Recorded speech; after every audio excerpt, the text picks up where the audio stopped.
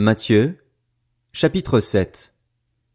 Ne jugez pas afin de ne pas être jugés, car on vous jugera de la même manière que vous aurez jugé et on utilisera pour vous la mesure dont vous vous serez servi. Pourquoi vois-tu la paille qui est dans l'œil de ton frère et ne remarques-tu pas la poutre qui est dans ton œil? Ou comment peux-tu dire à ton frère, laisse-moi enlever la paille de ton œil, alors que toi, tu as une poutre dans le tien? Hypocrite, enlève d'abord la poutre de ton œil, et alors tu verras clair pour retirer la paille de l'œil de ton frère. Ne donnez pas les choses saintes aux chiens et ne jetez pas vos perles devant les porcs, de peur qu'ils ne les piétinent et qu'ils ne se retournent pour vous déchirer. Demandez et l'on vous donnera. Cherchez et vous trouverez. Frappez et l'on vous ouvrira.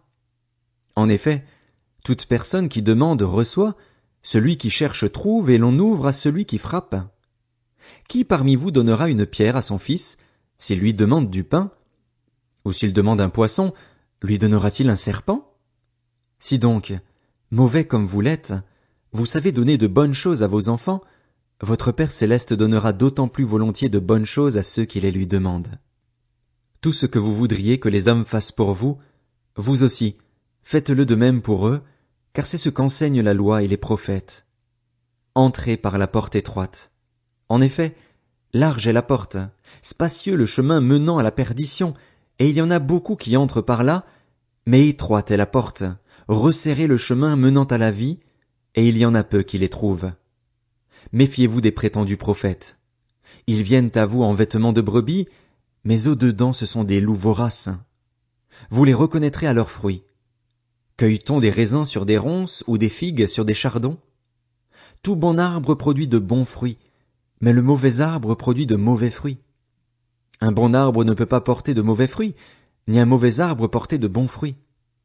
Tout arbre qui ne produit pas de bons fruits est coupé et jeté au feu. C'est donc à leurs fruits que vous les reconnaîtrez. Ceux qui me disent « Seigneur, Seigneur », n'entreront pas tous dans le royaume des cieux, mais seulement celui qui fait la volonté de mon Père céleste. Beaucoup me diront ce jour-là « Seigneur, Seigneur, n'avons-nous pas prophétisé en ton nom? N'avons-nous pas chassé des démons en ton nom? N'avons-nous pas fait beaucoup de miracles en ton nom? » Alors je leur dirai ouvertement, « Je ne vous ai jamais connus. Éloignez-vous de moi, vous qui commettez le mal. » C'est pourquoi, toute personne qui entend ces paroles que je dis et les met en pratique, je la comparerai à un homme prudent qui a construit sa maison sur le rocher. La pluie est tombée, les torrents sont venus, les vents ont soufflé et se sont déchaînés contre cette maison. Elle ne s'est pas écroulée, parce qu'elle était fondée sur le rocher.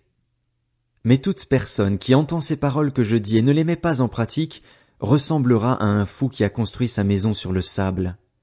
La pluie est tombée, les torrents sont venus, les vents ont soufflé et se sont abattus sur cette maison. Elle s'est écroulée et sa ruine a été grande. Quand Jésus eut fini de prononcer ces paroles, les foules restèrent frappées par son enseignement, car il enseignait avec autorité et non comme leurs spécialistes de la loi.